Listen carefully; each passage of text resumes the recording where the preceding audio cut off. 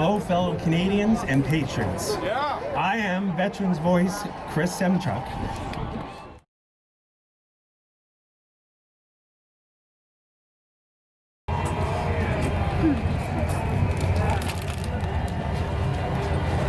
We will remember them. We will remember them.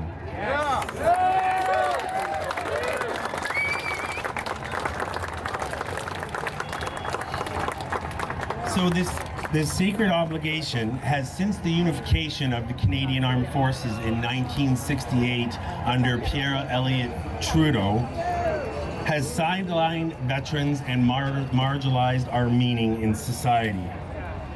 This is why it must be enshrined in legislation as a sacred obligation of the military covenant to support our veterans. According to Lieutenant Colonel Paul Grossman, a veteran of the Vietnam War and a U.S. Army psychologist, in his book on killing, the #1 cause of post-traumatic stress injuries in soldiers, sailors, airmen returning home from operations is the lack of social support and acceptance of their service and what they did and how they did it. Think Vietnam War. Welcome home, baby killers. Veterans' voices matter. Veterans' service matters.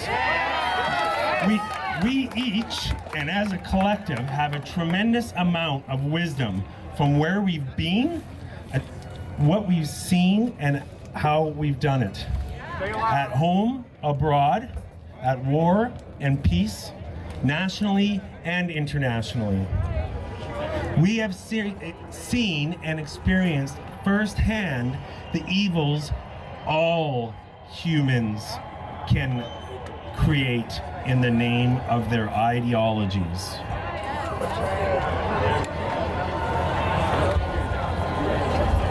Today, Trudeau says veterans are asking too much.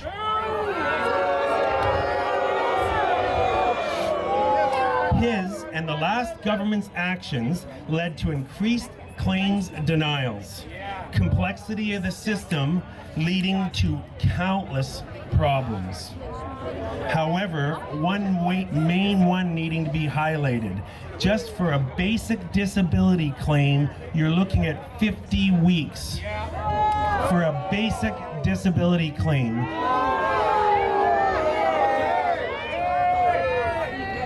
Shame, yep. For veterans. Frustration, anger, disappointment stews. Depression and anxiety increase, resulting in exacerbation of social isolation and the feeling of abandonment. Yes, you are right. This fact is highlighted that today we have more deaths by suicide from the Afghanistan war than we did of men and women that died in combat. Yes, we just lost on that. In today's outraged society that we live in currently, where is the mob of outrage for this fact? We need to rise up. We worship hockey players as heroes for their whole lives. Shame. Shame. What about veterans? That's Where's right. the dignity? Yeah. Where's the respect?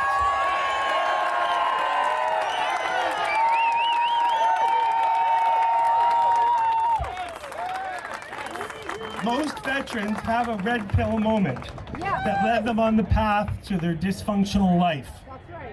For me, post-traumatic stress injury has been a wake-up call and has made me see the world 180 degrees juxtaposed to the way I was operating in it. Where we go One event happened on my first tour in Afghanistan where I was coordinating fixed air, close support for troops in contacts, from fighter jets bringing down the rain of death to the guys that need it on the ground in a hurry. God bless you. My first day qualified in the seat in that job, I coordinated 27 such operations in an 8-hour period. Wow! Hero! Hero! Hero! No, I'm not a hero, man. Thank Yes, you. you are. When army units were heavily engaged and needed help, we did this. But we also coordinated attacks against designated targets and high-value targets. My first designated target mission, was against a homemade explosive facility that the Taliban were using to make their devices of choice to take out Allied soldiers. Bombs, roadside bombs. This site consisted of $100,000 worth of diesel and fertilizer to build their bombs. By the way, brought in around 2005 brought in after the war started a bit to rebuild by companies like Halliburton. We ended up taking out this target with a coordinated artillery, air bombardment, and long-range rocket attack, and a full B-1B bomber full of ordnance. The total value of expendable ordnance for that operation was $100 million. $100 million to take out $100,000. Red pill. And in watching and coordinating an event like this made me realize that the war was about the military-industrial complex and money primarily.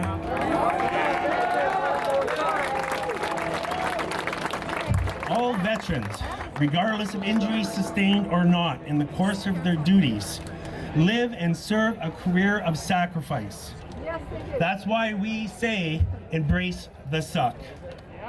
We move a lot. For me personally, I moved 11 times in 17 years, missing birthdays, anniversaries, deaths due to deployments, taskings, and training. It is the noble service of sacrifice. Veterans have a voice. We've seen it all and done a lot of it.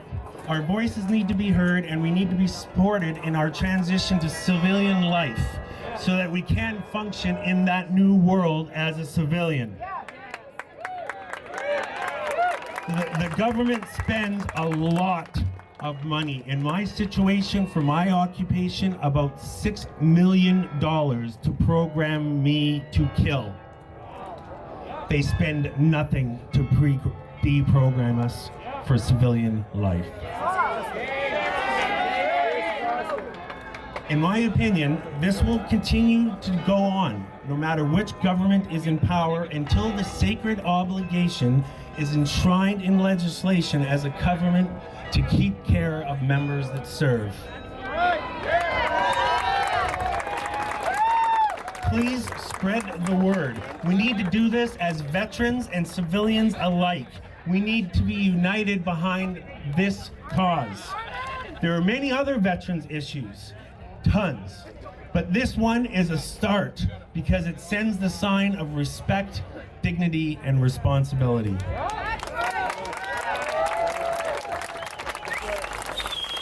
So, what can you do? It's very simple. Take some time. Thank a veteran for their service. Let them know you care by taking this time to seek to understand what it is like for them with compassion and empathy, not sympathy. We are not victims. We served proudly and we did it because we wanted to.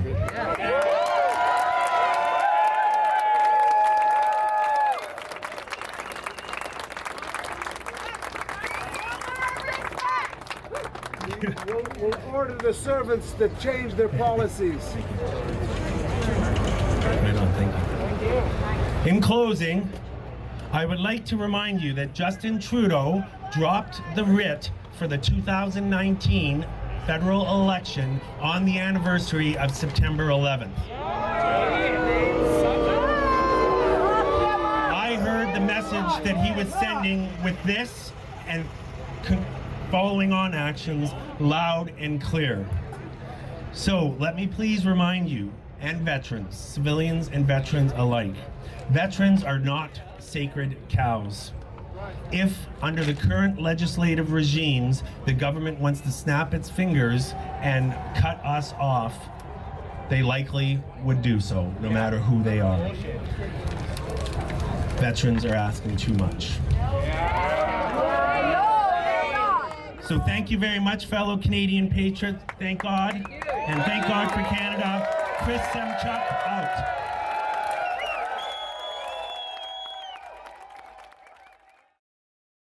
First of all, why are we still fighting against certain veterans groups in court? Because they are asking for more than we are able to give right now. They are asking for more than we... Well, no, hang on. You're asking for honest answers.